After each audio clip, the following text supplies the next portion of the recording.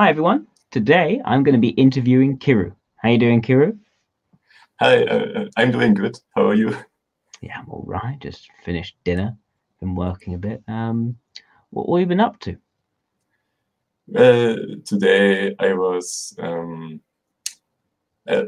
partly studying and reading some stuff, and I was also on a walk in a park outside. So yeah, this was mostly my activities today. So say you're in the park, did you say? Yeah, it's kind of a natural, like it's not the kind of these great parks where you have mostly many people walking through and like with some more artificial kind of green areas, but more like this natural kind of where there's a little stream and Yeah. more like forest like, you know. Okay. And did you say you did work today? Uh, Studying. It's Studying. yeah, I see. for partly for some exams and also some reading that I just like. Yeah. Okay. And what are you studying? I'm doing a double major in philosophy and art history, art theory. Okay. And what made you want to study philosophy and art history? Uh, well, that's yes, quite. I mean, where do I start? Yeah. I could kind of go about this trying to explain kind of the history of how I got there or my motivation because it's all in there somehow. I mean, I was actually doing like two other things before, and these were it was first more computer science and then product design. And it's like every time something which happened there in the program that I did before, which I then didn't like, something happened there which then motivated me to do the next thing. But no, I want to actually really stay with this one. And the thing is, so in product design, what was that? In product design, like we had these theory courses, and like most of the program actually it was kind of I didn't really feel competent in a lot of it. So, like for example, the very practical things, I guess, wasn't really like I like to do art, but like a lot of it was like not really my thing. But then the theory courses kind of inspired me there to do something, and because I also really enjoyed philosophy in general, and I can go, I guess, more in depth in why I like philosophy. But what happened there is that I then saw that I really would also like a connection with the two subjects, art and philosophy. And philosophy is just like I need to do something which is very kind of combining a lot of things, questioning all things, I guess you can say, and also like finding out like the overarching questions that kind of also you can imply, I think, also critical thinking and like this whole thing it kind of goes into anything. Okay. And what was it about product design that made you feel incompetent?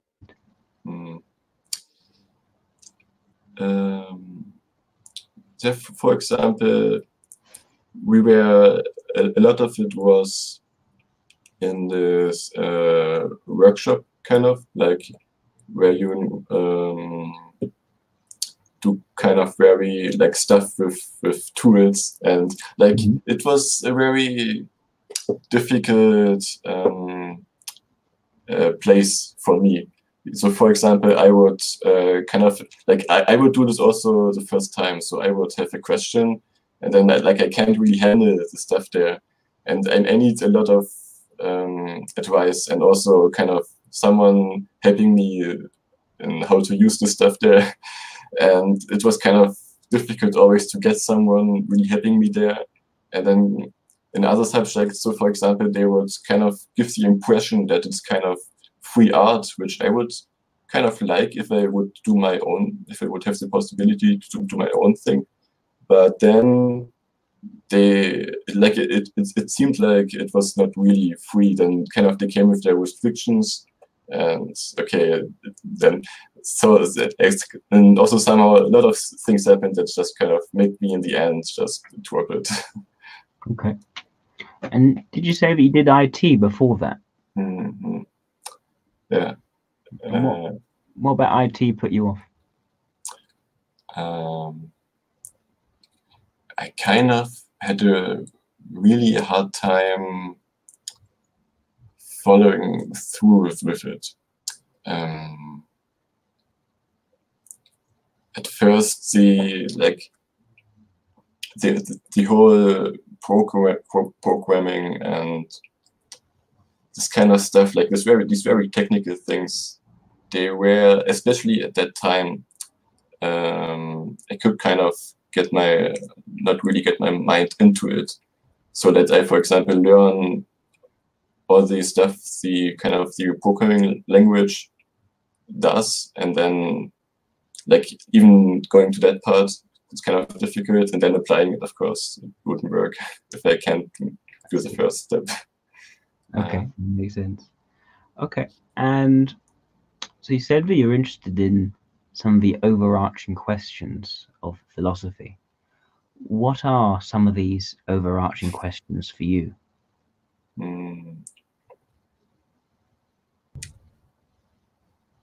So kind of, I mean, yeah, for me, it's quite important, I think, always to really have an idea of why even,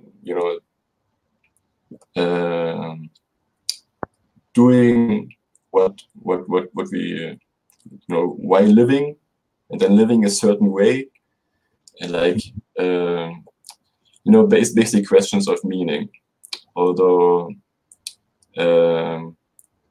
like I'm kind of also disappointed in a way that it seems like a lot of academics, and I was listening to some professors, they seem like they take this whole thing not so personally, like saying things like, you should not, like, if you look for the meaning of life here, you are at the wrong place. Like it's not even so that I would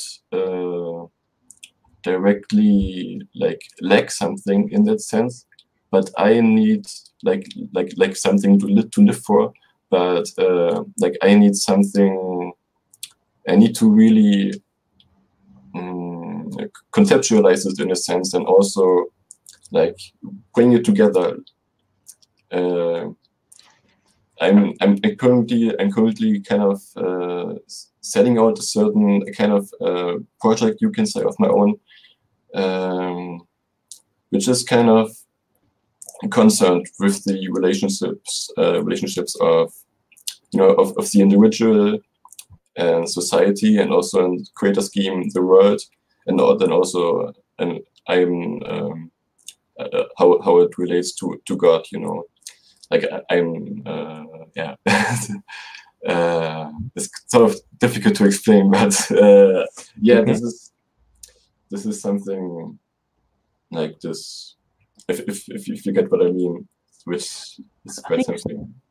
So finding out there's questions of a relationship between a person, us, society, and God. Yeah. Okay. And like also, it's kind of like I relate this also metaphysically, and like with the world, like society and the world. It's quite. I would have to explain this concept, I guess, to make it understandable. But yeah, I think like this, like in my kind of conception, it's a living universe, you know. So yeah, so it's important that like changes occur like inside and outside. So like we can say this, see this on a society level, and I think this is also important, like in how we treat the planet. Yeah. So yeah, just an example. Yeah. Okay. Like in a sense. So, okay, fair enough. And talk about just IT again. What made you want to go into IT to start with? So see, I was actually before that, like more interested, like even before that, more interested in design, which I was then making after this. So I was actually making before that a kind of course in design. When I was actually more interested in game design. But then I decided that I could also like kind of try to do this on the approach that I go into that more from the programming side instead of, you know, the artistic design side. So that was actually what inspired me there. Okay, so you're a big fan of video games? Yeah, yeah, I can say so. What was your favorite video game and why? It's hard to decide. But yeah, I would like, yeah, because I'm torn between, let's say, two.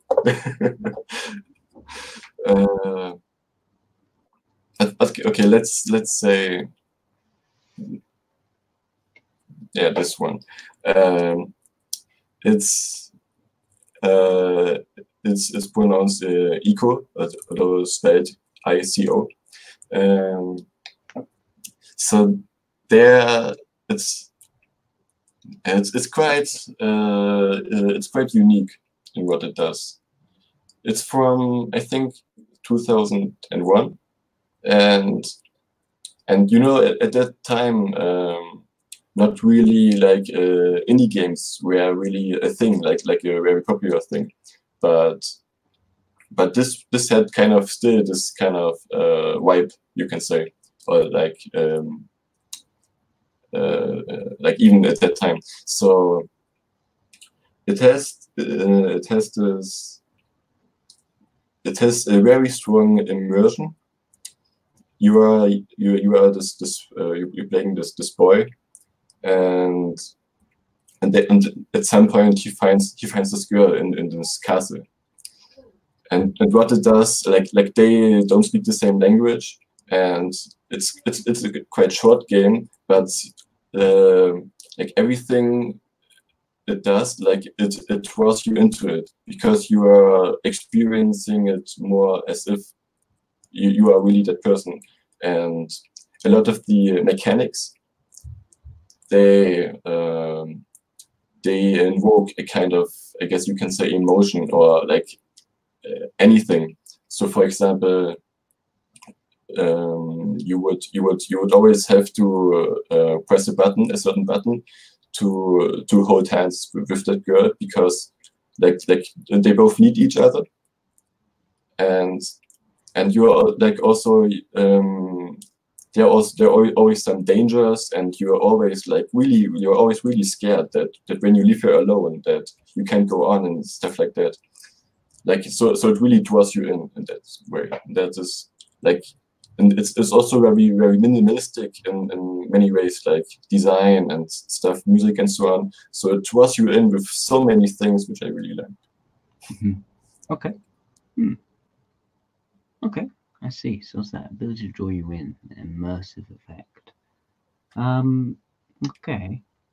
So you're starting to put together this idea, this sort of broader question, the idea of relationship with society, with God, etc.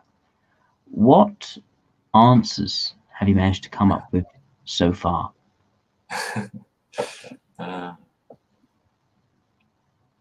So, like, my conception is basically that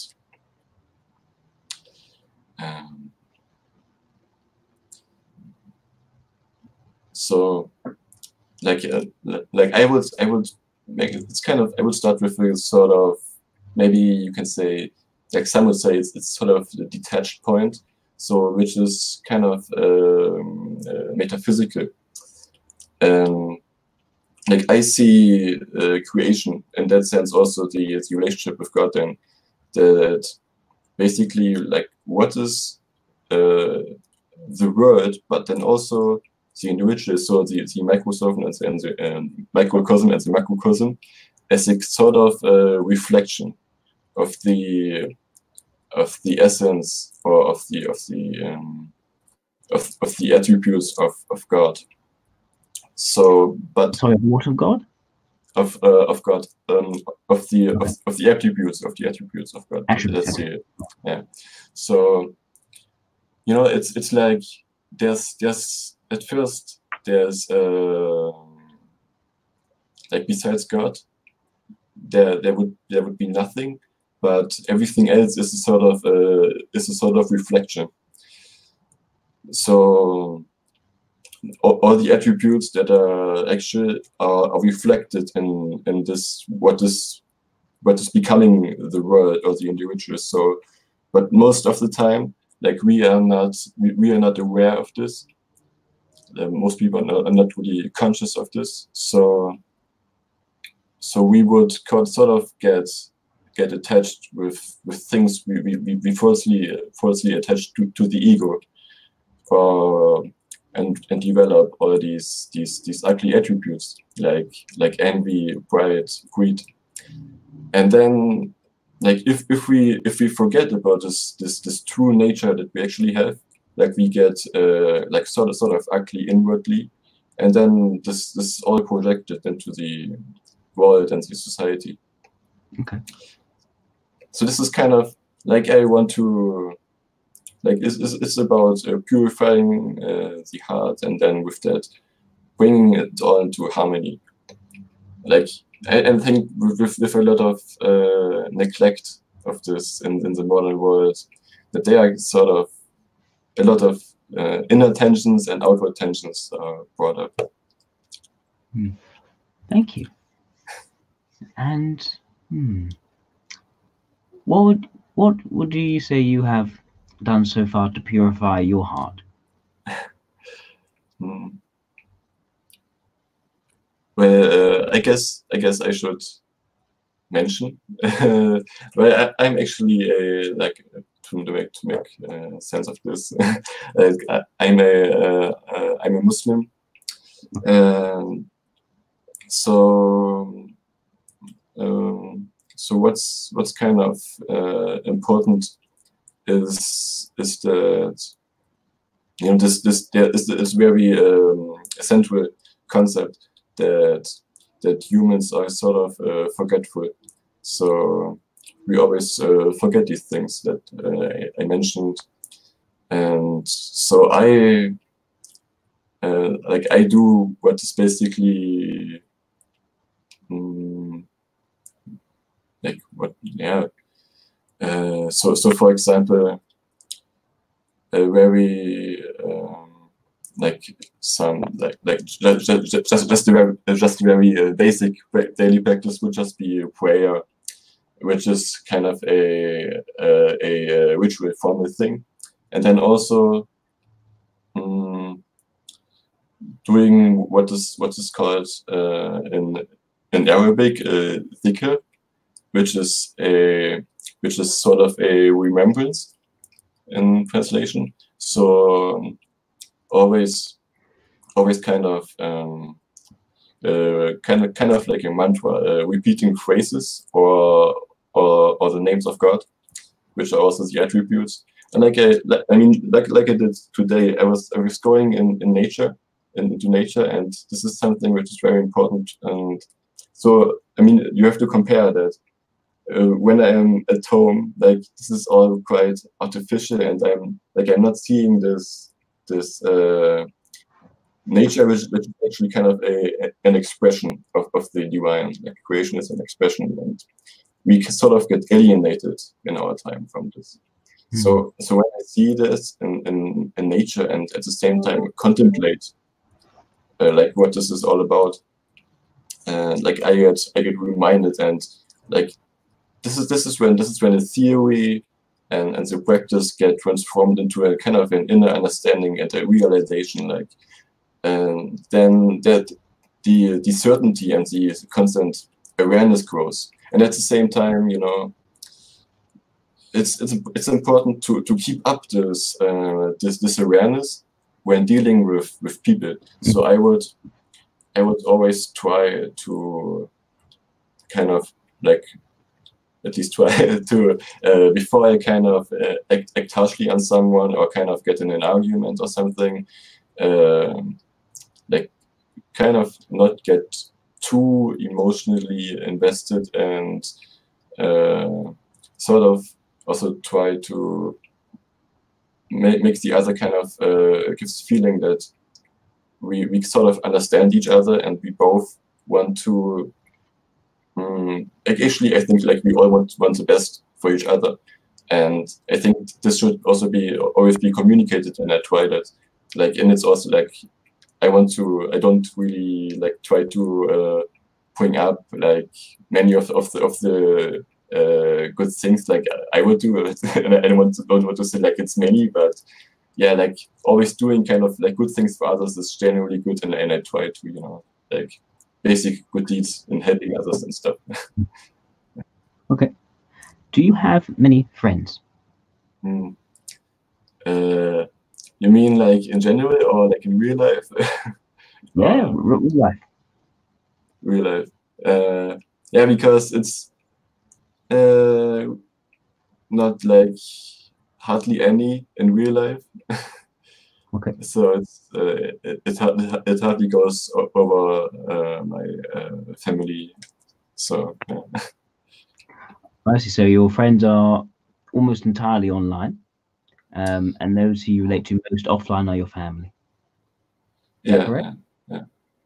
Okay. And what makes someone a close friend of yours online? Like I try to like what I appreciate is like when I can have such, you can say, intellectual discussions with people, like then there was some sort of sympathy, and like if we keep this up and we and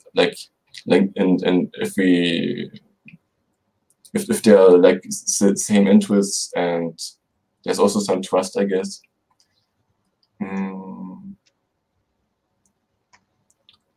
Yeah.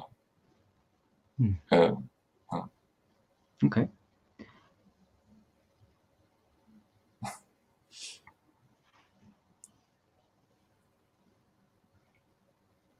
Are you still thinking of an answer?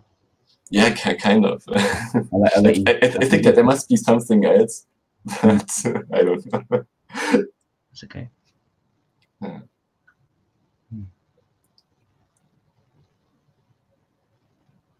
Otherwise, you can ask more. That's okay. Okay. Yes. So, how far are you along in your degree now?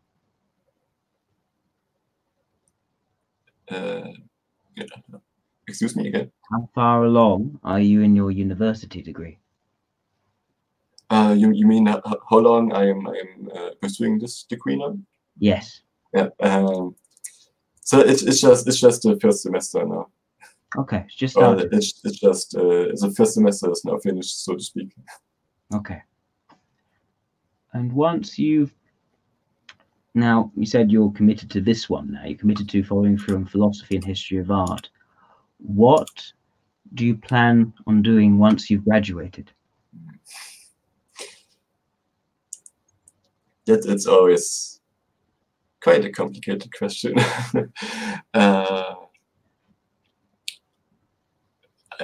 I would. I mean, what I would kind of like mostly like is to kind of publish things like writings, or just bringing the stuff in general, like in any way, to the public. And yeah, but maybe I could also like imagine like doing some sort of direct counseling thing. Yeah, or like, you know, I think somehow the what's sort of realistic is to work at the kind of lecturer or professor at a university, or researcher in it. But it's just kind of to have something that's hopefully stable, and you know, because it's hard to live from the other things. So yeah. Okay. What activities or hobbies bring you a greater sense of confidence in yourself?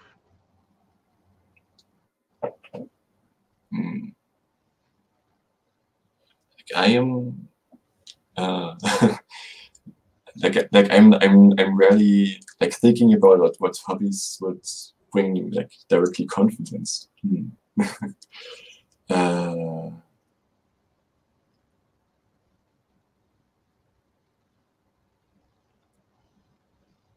Like I think at least that I'm relatively good at sort of it's a strange hobby, you know, like because I like to do philosophy, so I kind of like to go into these discussions. So I think I'm relatively good at, you know, arguing in that way. Yeah, like confident. Like I'm not sure if like hobbies directly bring me confident in it, you know. or situations in general where you feel most confident. Okay. I guess this is, yeah, again, like it happens like it happened well quite recently, often like that in class where we had these free discussions like that I would kind of quite appear like I would do this quite well. So that yeah. It's, yeah. Okay. These situations. And what situations do you feel that you're least confident?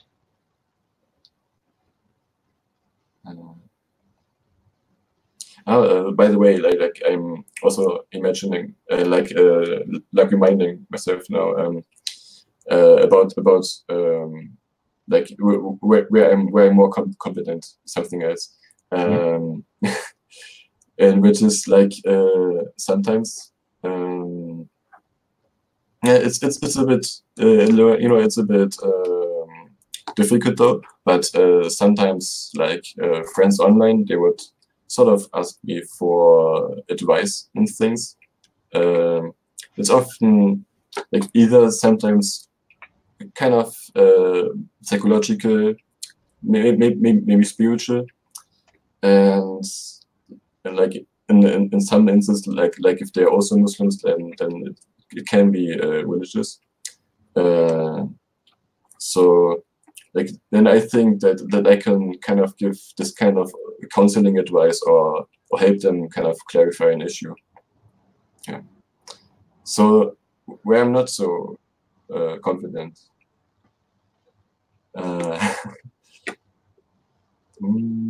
Yeah, this is basically, yeah, kind of like I said, for example, at the beginning, like doing this very manual work, like working with in these like for example in these workshops, but also like when someone like wants me, like there's a very kind of like a situation where you have to make quick decisions and quick actions, and these sort of things, like a sort of gathering, and then like I would have to kind of put something somewhere, and then I kind of get confused if I don't get it to it like very clearly, and also when I am like in front of an audience, I think, and I would often get quite self-conscious or socially anxious in these moments when I would give a presentation. Although I noticed that I would kind of have worked on this, and like a sort of solution I noticed that is quite good for me is that I would sort of detach from these situations, like not really feel really like being overwhelmed, but more kind of outside, I guess. And it's also like this remembering I mentioned. It also helps me quite a bit. Like if you think, like if you are more aware of God and the presence of God, like for me this helps. That I think like nothing can really have that impact on me, which is really bad, you know. Okay, thank you. And who would you say is your favorite Islamic scholar, and why?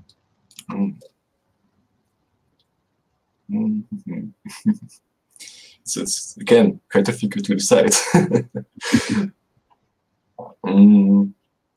Can I name maybe two? Okay. So on the one hand, there's Al-Ghazali. He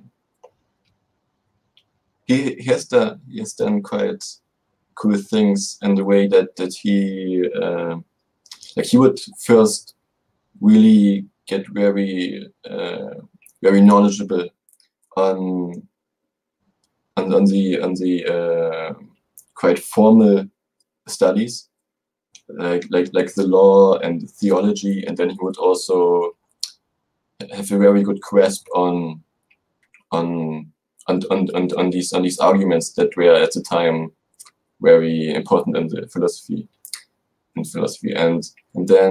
but then also he noticed that like he had a very strong skepticism about anything, and like how could he know anything, like a little bit like you would say later Descartes had it, and but then like he went a different route, like he still had all this knowledge, and then found this spirituality, like Sufism, if you know, and yeah, then he like it's kind of also in the way that I tried to explain it so far, that you have to kind of get this inner awareness, and he was talking about like it's quite metaphorical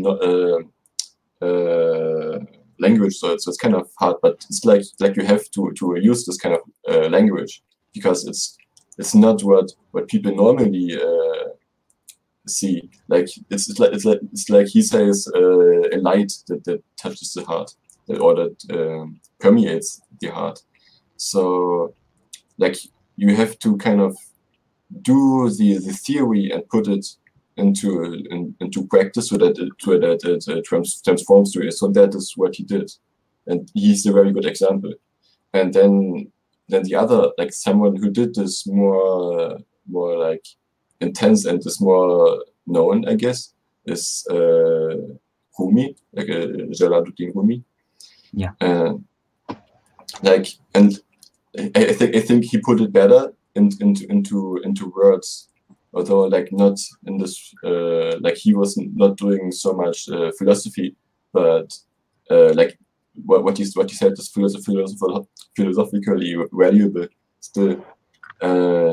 Like what he was kind of he in his writings, like the whole world, you see that really everything is everything in the world is an example for this message, you know, and that's like you can really like it transforms you if you read and then you can act on it. Okay. Thank you. How are you in conflict situations?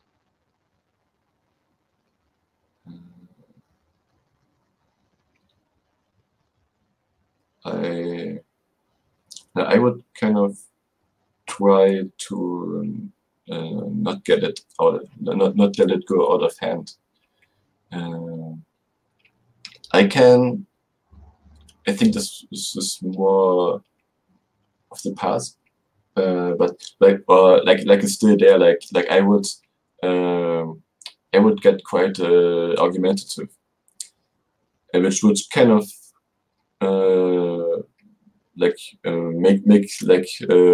bring things, both parties, make them heated. But I always try to, but I think now I try better to kind of prevent these things and kind of, you know, stand above this whole mess, not get too, you know, dragged in. Like if you just argue and you don't have kind of this look of, you know, what's actually happening here,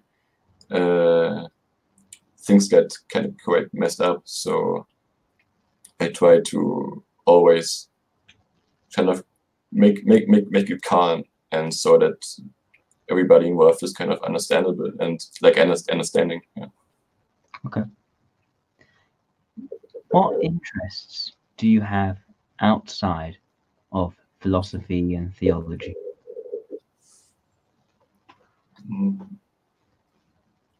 Yeah, like there's art. Yeah.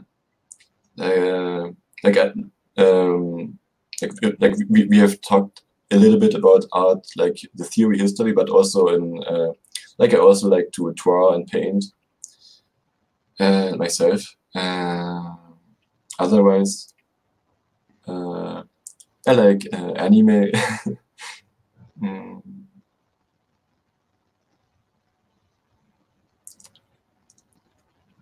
Yeah.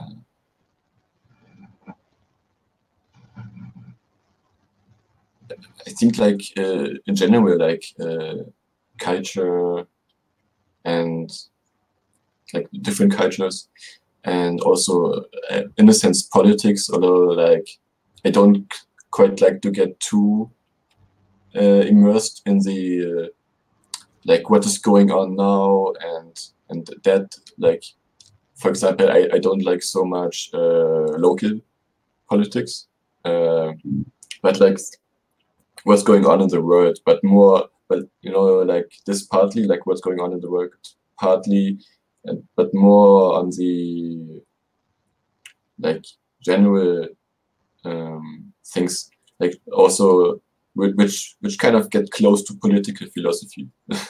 So I kind of, yeah, there again. Yeah. Why don't you like local politics?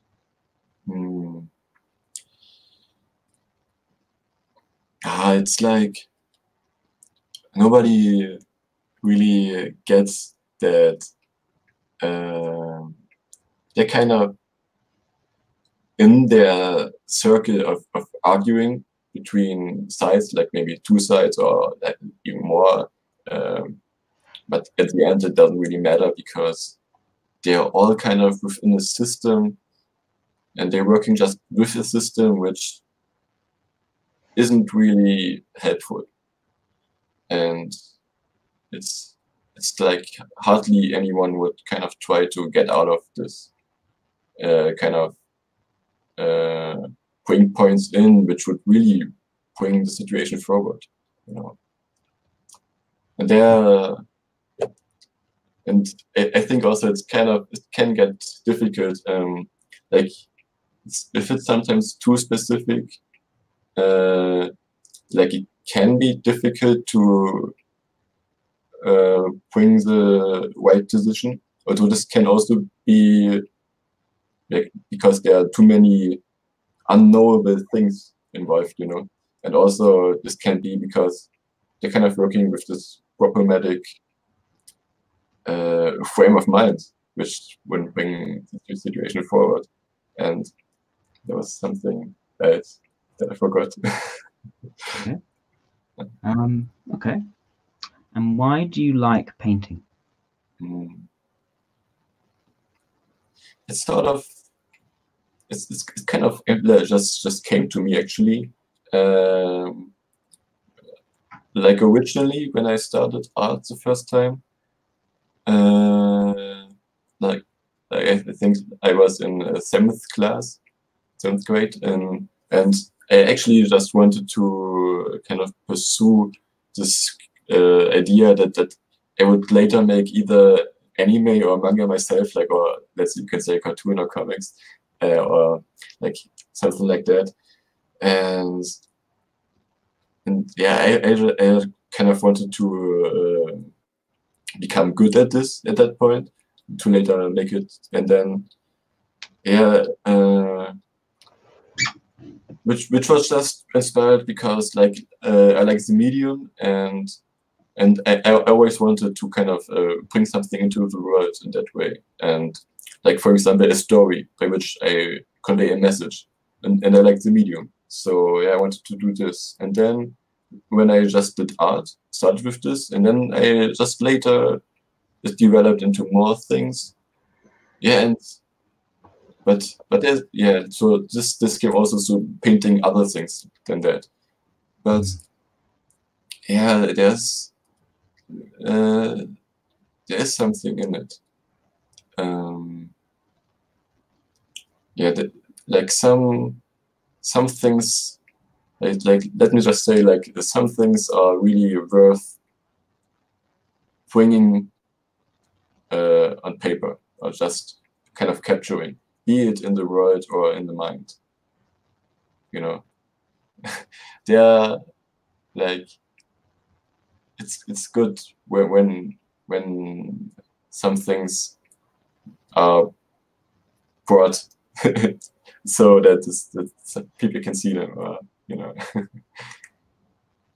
Okay.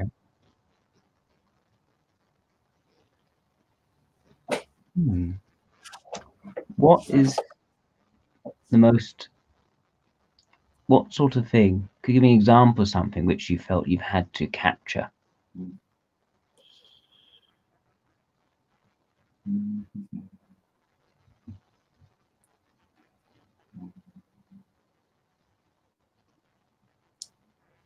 That's example, yeah, like it's I guess what I did as far as interesting things are concerned, sort of like mostly from the mind, like how would I describe it? This sort of it's quite an iconic image actually. I mean, this sort of archetype is quite iconic.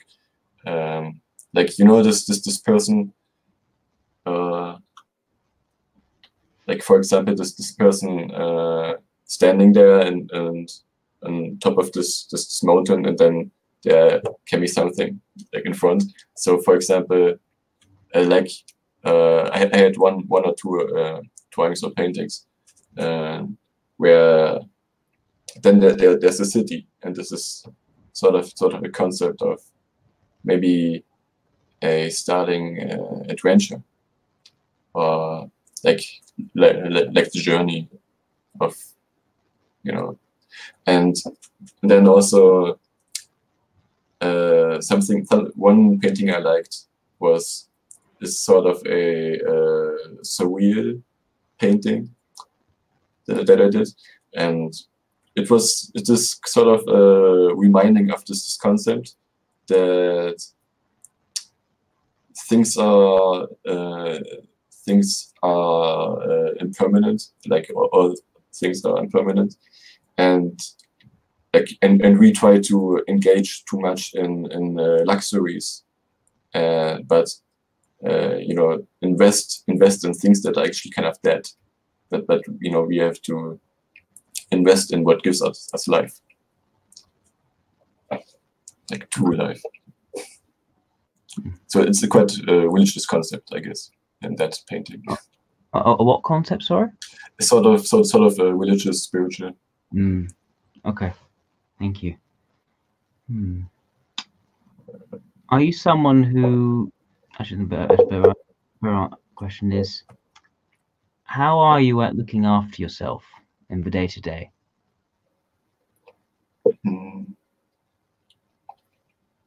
Could you maybe sort of specify, because I'm not sure? How are you with eating, drinking, going to bed on time, putting on a coat? How clean is your room?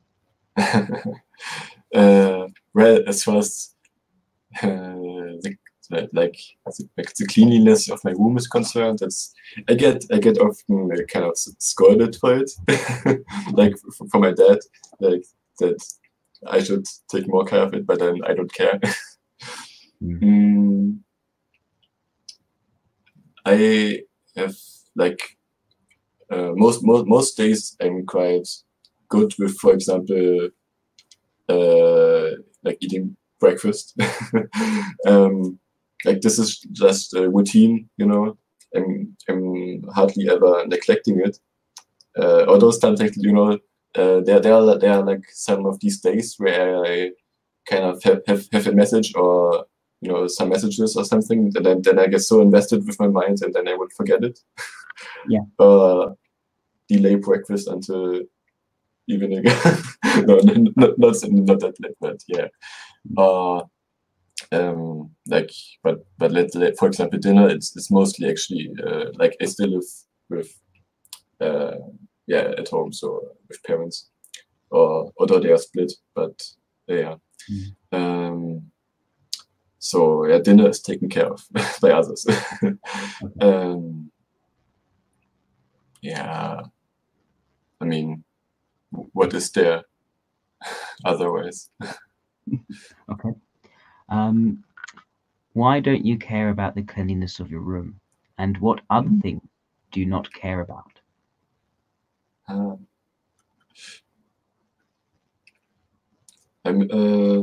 Yeah, so like most of the things, like the surroundings, like they don't affect me that much, I would say.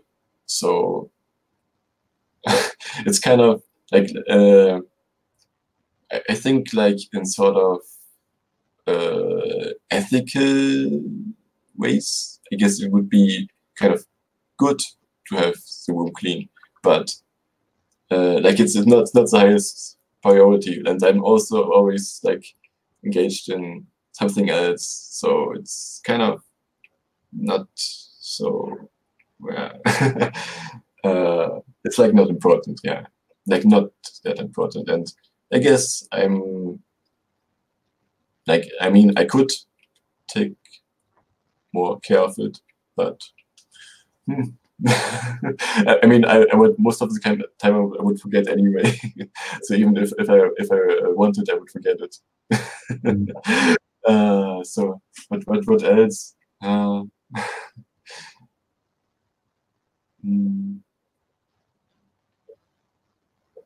mean, I would hardly know if nobody said it, if nobody pointed out.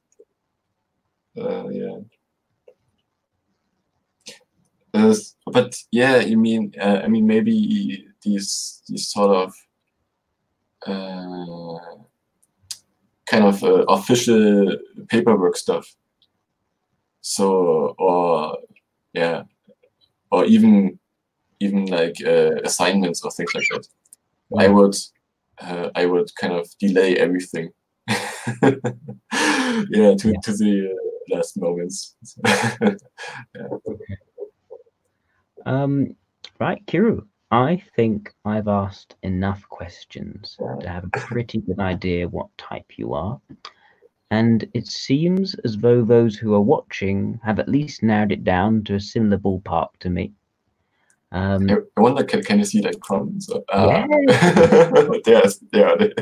So People initially were thinking EII, thinking IEI, thinking maybe LII.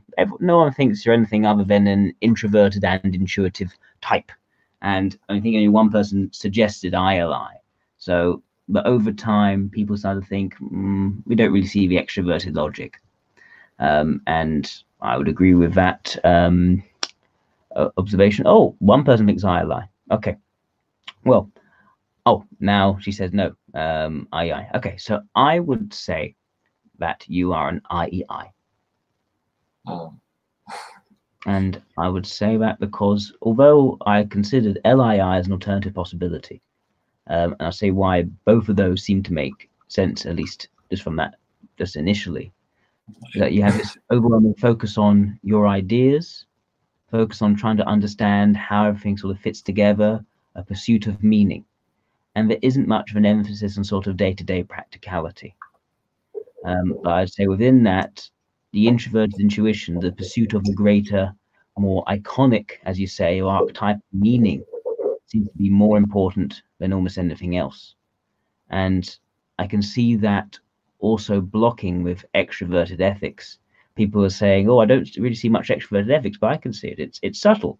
You have this sort of likable, sort of slightly bashful way of expressing yourself when you don't quite know how to articulate.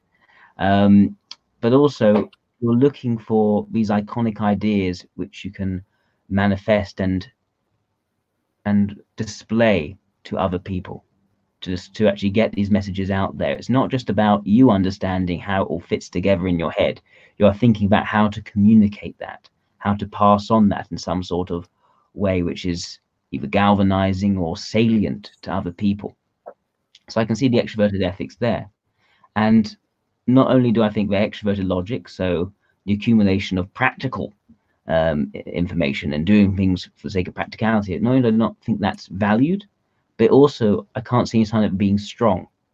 A number of times you have struggled with articulation of some of your ideas, and I was giving it some leeway in terms of language barriers. But I think there are a number of times where you are really fishing for words to explain what's going on in your head.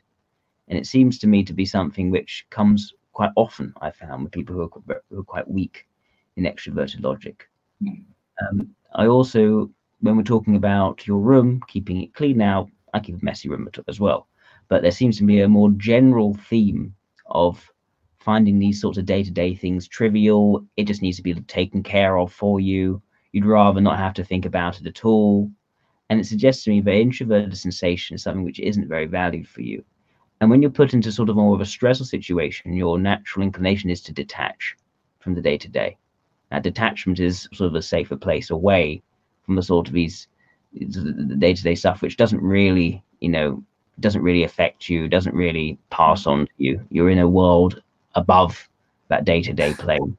And you see that in that sort of local, you said that specifically it's local politics you find less interesting. You want to find the greater, the political theory, the bigger picture seems to consistently be the thing which you're aiming towards rather than day to day.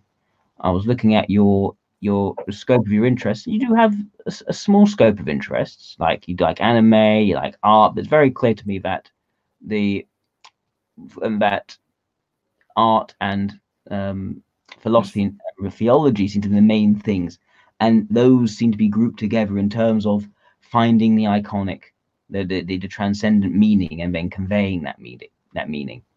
Art being a means of conveying what is essentially the philosophical and theological. In a way, you could say that the art is the way of conveying the philosophical, and the philosophical is simply a means of putting together the theological. They're all nestled together under one sort of super interest, it seems to me, from what you were talking about. So yeah, and also in terms of sort of the technical stuff, you didn't like design because it got a bit too technical. So did IT. You didn't really have that sort of ability to manifest your own ideas, your own creativity.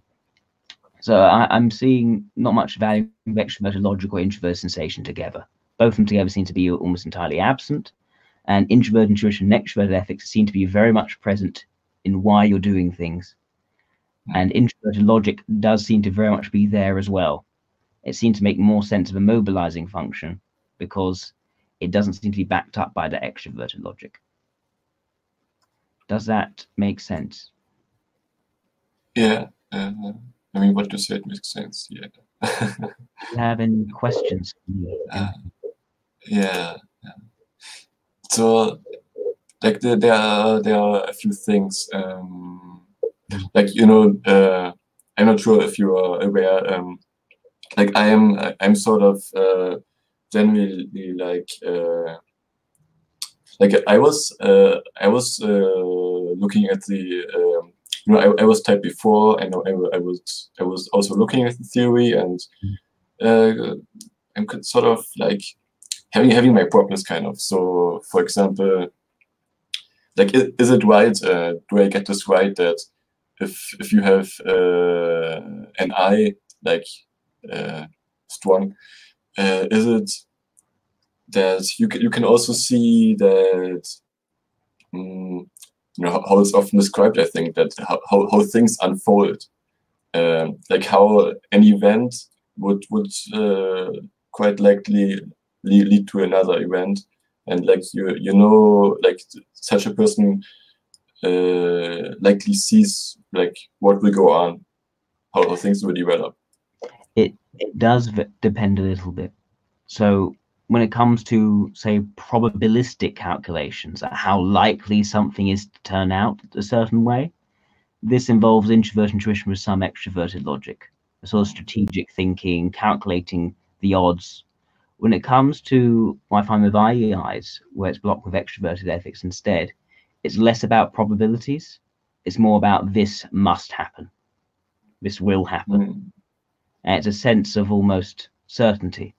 But that thing that is more transcendent, more important, as you say, more iconic than anything else, it feels like it just has to happen. And that becomes the focus rather than likelihoods of development. And you find that I find with IIs are less interested in just sort of tracking the sort of the causality in terms of this will lead to this and that will lead to that.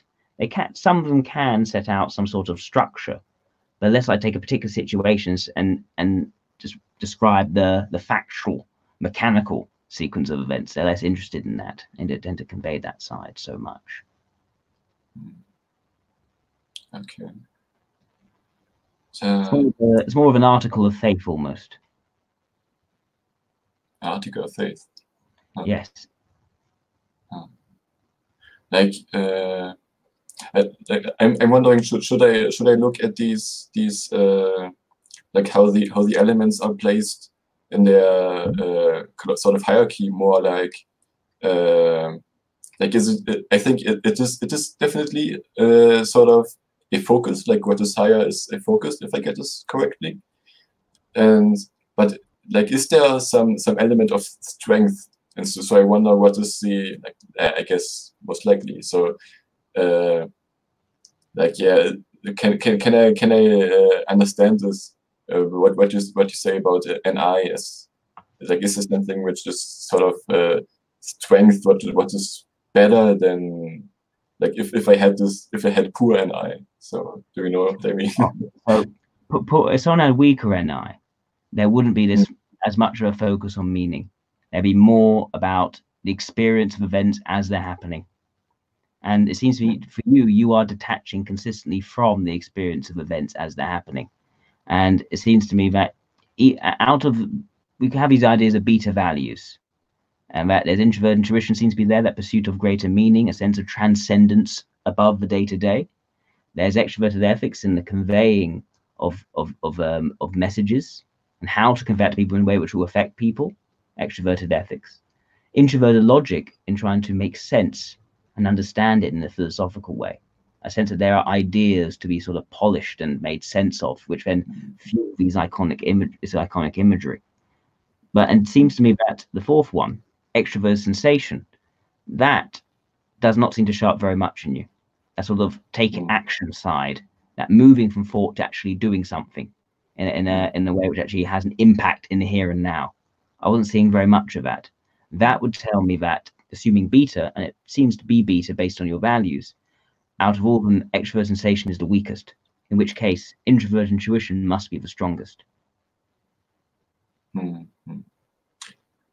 So I guess then the other thing is, like, is it right that, you know, what I see in this FE descriptions is that they would kind of have a very good ability to kind of influence people, kind of charismatic. Yeah, but yeah, you said it's sort of contained, I guess, in my case. So yeah, but yeah, okay, go on. Yeah, so that's the thing. Extroverted ethics would be a creative function for you, and the creative function is more subtle. It's not so obvious.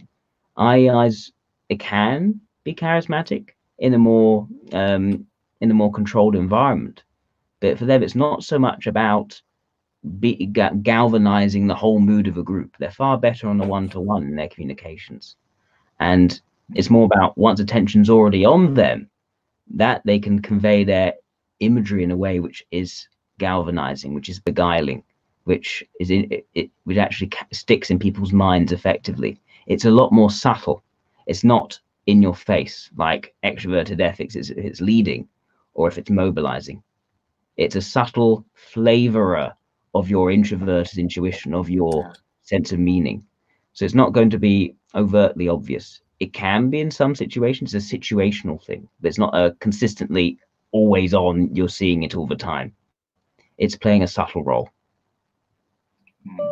Okay. Oh.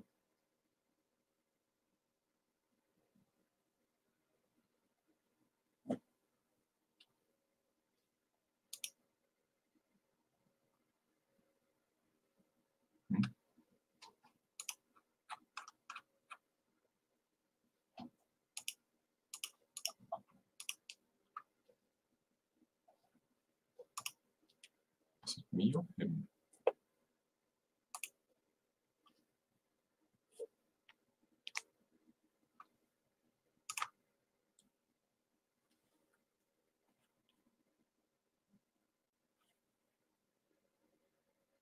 Do others still see me or?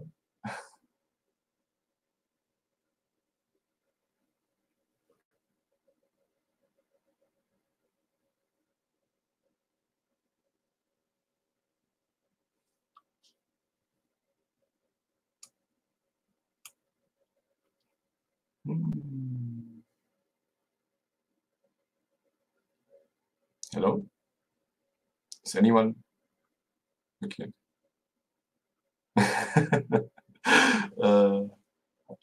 Okay. Cool. Sorry about that. I ran out of batteries. Sorry about that. Do you have any other questions for me? I think not. This was all right. Okay. Yeah, very valuable. Thank you. I'm glad you enjoyed it. Did Yeah, anyone else have any questions for Kiru? Take maybe a couple, because I've got to get going soon.